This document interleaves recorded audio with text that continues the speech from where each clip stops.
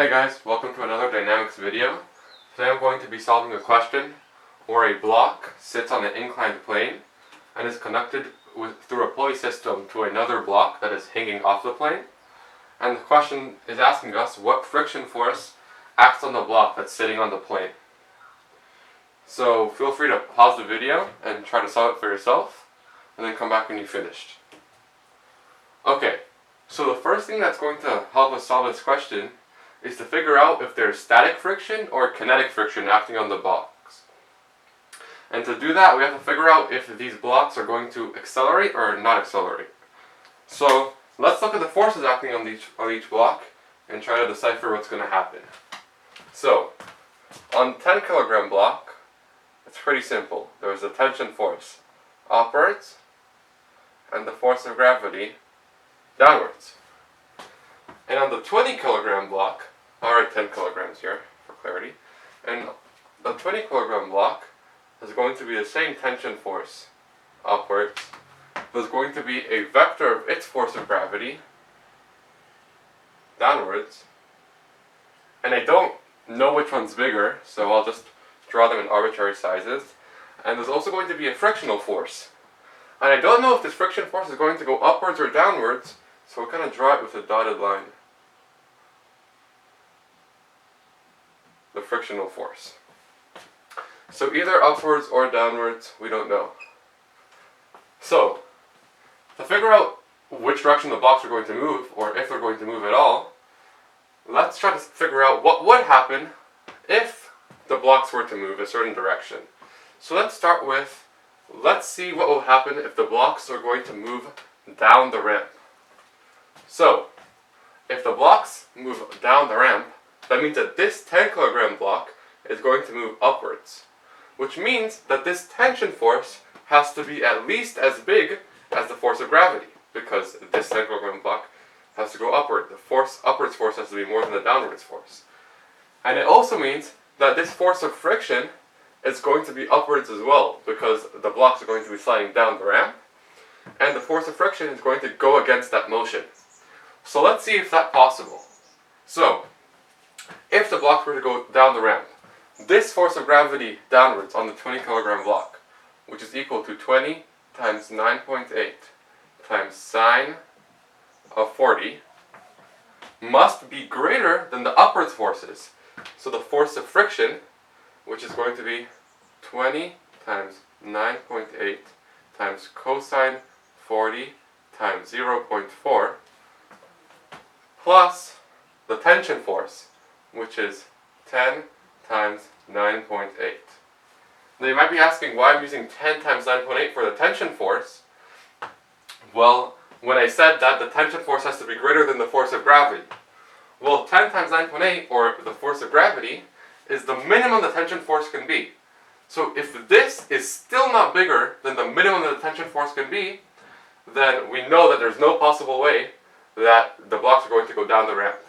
And the reason why I'm using 0.4 here instead of 0.3 is because the static friction force is going to initially go against the blocks' motion. Like the blocks, you can imagine they start off at rest and then they begin sliding.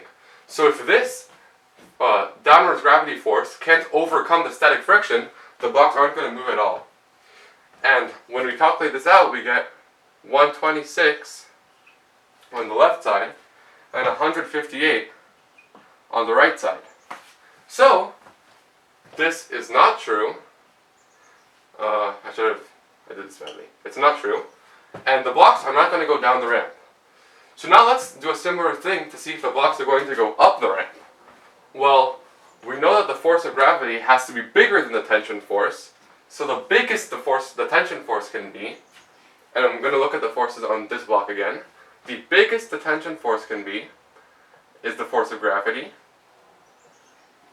And now the friction force is going to help the force of gravity on this block, because this block is going to slide upwards, so the friction force is going to act downwards. So this, which is the tension force pulling this block up, must be greater than 20 times 9.8 times sine 40, which is the force of gravity pulling it down, plus the friction force, which is 20 times 9.8 times cosine 40 times 0.4. And it's pretty obvious that it's not going to be, but we can calculate it just for fun. And we get the 98 on the left side and 186 on the right side. So again, the blocks are not going to move up the ramp. And we previously found out the blocks are not going to move down the ramp. So what are they going to do? They're not going to move. So we know that there's going to be static friction acting on these blocks. How much static friction? Well, now that we know that the blocks are not going to move, let's see what we can figure out. Let's see, I'll give you a couple seconds, you can pause the video. Try to figure out what the tension force is going to be, given that the blocks are not going to move. Alright, so we can look at this 10 kilogram block, and the two forces on it are the tension force and the force of gravity. And if it's not going to move, then the tension force must be equal to the force of gravity, and the tension force has to be equal to 10 times 9.8, which is the force of gravity on this block. And we can use this to look at the forces on the 20 kilogram block, and we have to know that we know that they must be equal. So the tension force on it is 10 times 9.8, and it has to be equal to the force of gravity on the block times 9.8 times sine 40, and there's going to be friction in whatever direction needs the help. So either here or here, the friction is either going to act downwards or upwards. Some friction force has to act to make this equation true. So, when calculating these out, we get that 10 times 98 equals 125.99. So the friction force we see is going to have to help the tension force, and it's going to have to pull upwards. And we have to add some friction force to the left side in order for this equation to be true. And the amount that we have to add is just 125.99 minus 98, or 27.99.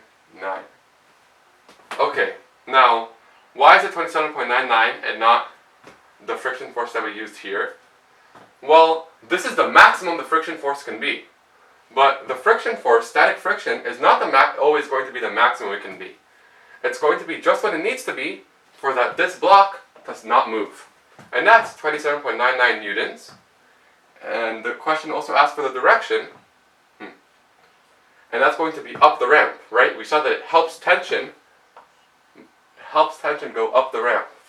So, it's going to be right, whatever direction right is, 40 degrees up. Okay, well, I hope that makes sense, and thank you for watching the video.